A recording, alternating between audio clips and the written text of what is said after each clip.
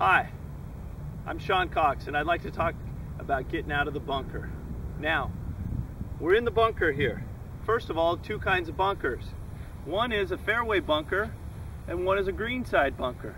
So first of all, what I'm going to teach you in here is for a greenside bunker. In a fairway bunker, what you're actually going to want to do in a fairway bunker is you're going to want to make sure, A, you have enough loft on the club that you select to at least get the ball out of the bunker. Sometimes you may not be actually able to go for the green because your first job is to get the ball out of the bunker. Now there's two different theories on getting out of a fairway bunker. The first one is that you'll play the ball on a couple balls back in your stance to make yourself hit the ball cleanly.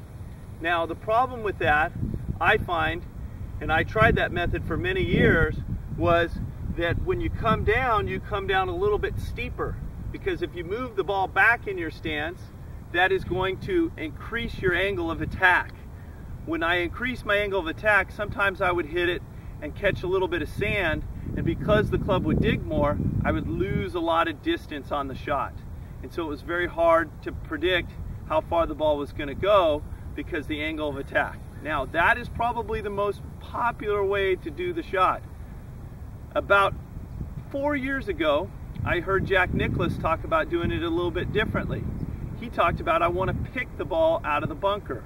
So if we wanted to shallow our angle of attack and not be so steep, have the club come in where it's almost just barely just picking the ball, what we would do would actually do the opposite. We would move the ball up in my stance, maybe 1 or 2 balls, and what I would do is actually tilt my upper body a little bit away from the target.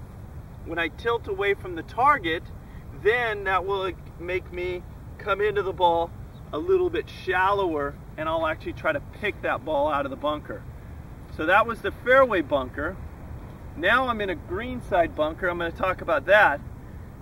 What's different is now basically the flag is real close, and so hundreds of years ago the most efficient way to try to control this ball was to actually not hit the ball, was to actually hit the sand first to deaden the ball so it would come out softer. If you try to pick it out of here, if you don't make perfect contact, you can go sailing it across the green, or don't get underneath it enough and leave it in the bunker. So we're going to hit sand. Now, I talked about in the short game about having what we call finesse sequence. When we're in the fairway or on the tee, what we're trying to do is we're trying to create power by shifting our weight and using hip rotation to start generating power. Well, if you look at the best players in the short game, they actually keep their lower bodies quiet, and they actually do most of their power with their arms and their upper body, and the lower body stays more as a stabilizer, and it's quiet. And it's basically like if I took this ball and I kind of just tossed it, my lower body would be along for the ride. They would be there to support my arm swing, instead of trying to get my hips through and trying to throw it as far as I could. And so this is going to be a little bit quieter, or a lot quieter, when I'm in the bunker. Now, what I want you to do is I want you to think about, here's the ball. I normally contact it nice and clean. When I'm in the bunker, I want the club head to be about a ½ inch below the ball. Well, one of the ways to make me lower to the ground is to widen my stance. If you notice, I get shorter as I widen my stance.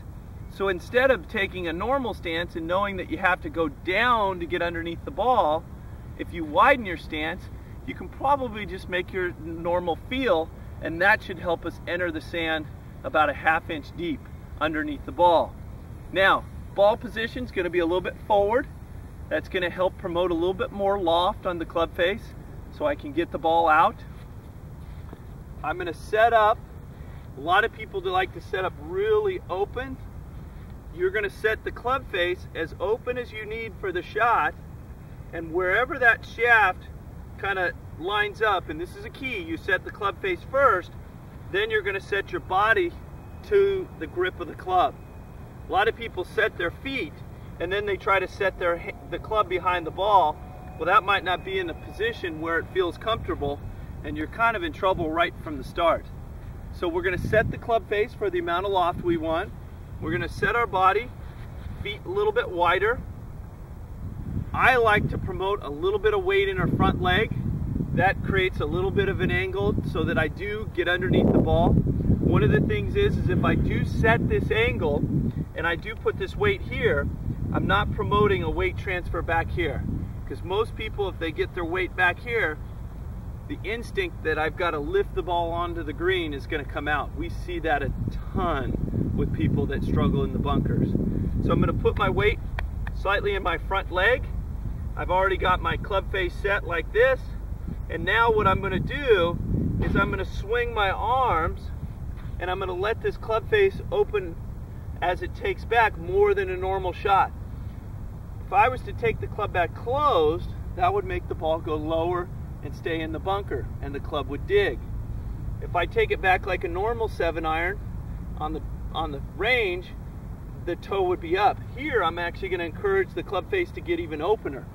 That's going to make the ball go up higher and softer.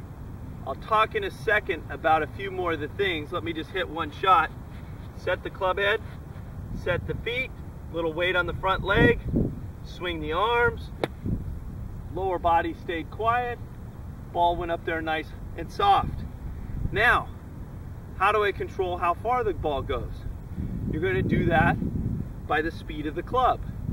How do you control the speed of the club? Well, if we're keeping this quiet, where am I getting my power source from? I'm getting it from my arms, my wrists, and my shoulder turn.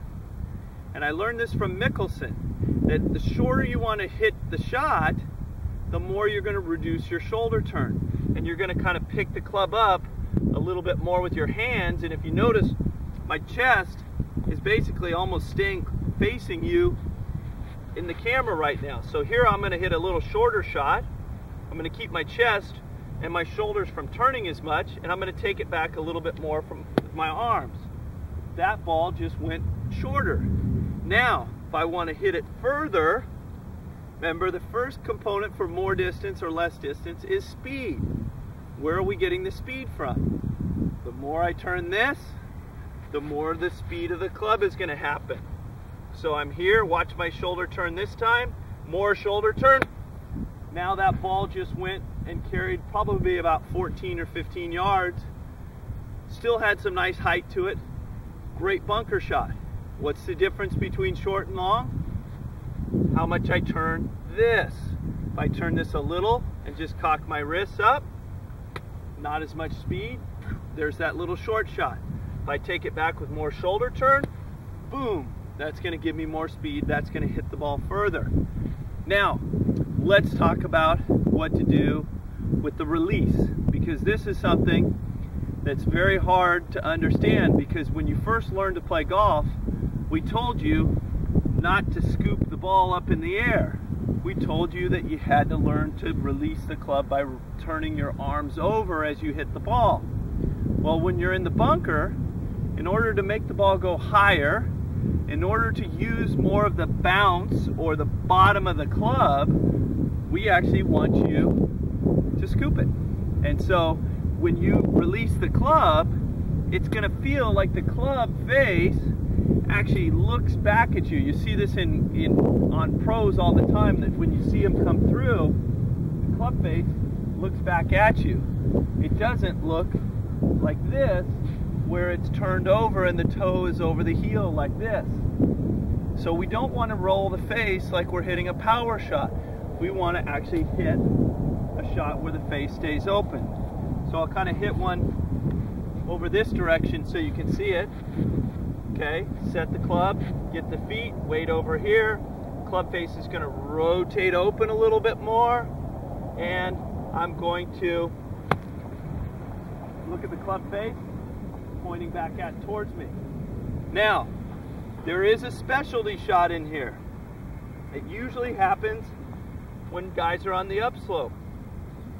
Tiger Woods, on day 2 of the British Open this year, actually made this exact same shot, and actually made a bunker shot on the 18th hole of the British Open for a birdie. and it's more of a abbreviated follow through. And what happens is, we're not going to abbreviate the follow through and roll the face over, we're just going to leave the face open. And so Tiger hit a shot where he only needed to carry the ball about 3 or 4 yards, and what he did is he took it back normal, but he left the face stay open like this in order to hit the ball shorter and pop it out softer.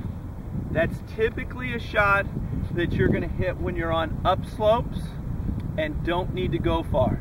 If you need to hit it far and you're abbreviating your follow through, that's not a recipe for the ball to go far, that's a recipe for the ball to go shorter. And so that's typically just a specialty shot when you're on a slight upslope. When you're hitting on an upslope, I think that you would want to make your body and your belt line parallel to the slope. That way you can swing through the shot. If you lean into the hill, you can bury it into the hill. Now, the only time we'd bury the club maybe into the ground when it's in the hill is maybe if it's one of those fried egg lies where the ball is buried. And those are a couple more specialty shots. I think that's enough information. Let me review. Wider stance than normal gets me lower to the ground. We actually want the club face to set first where the leading edge of the club is pointed where I want to hit it. Now, after I've aimed the club face and opened it, set my feet and my body, so basically that grip points right back at the middle of my body. Now, what I'm going to do is I'm going to swing, and the length of my swing is always going to have wrist hinge and arm swing, but if I want to go shorter, I'm not going to turn my shoulders as much. If I want to hit it further with more speed, I'm going to turn my shoulders more. The release is a scoop. There is a specialty shot where if you want it to run, you can turn it over like a 7-iron. That's going to be for a shot that maybe carries 10 yards and then rolls another 5 to 10 yards where you don't want it to stop as quickly, maybe to a back pin where you need to run it up the hill. That's a specialty shot. The other specialty shot is leaving the face open, just like Tiger just did at the British Open. You'll see that shot a lot. So that's not a scoop, that's just leaving the face open. It's very similar to what we do when we're pitching the ball. We don't always get the club to hinge back up like this. You know, a lot of times with pitching, we just leave the club right here like this.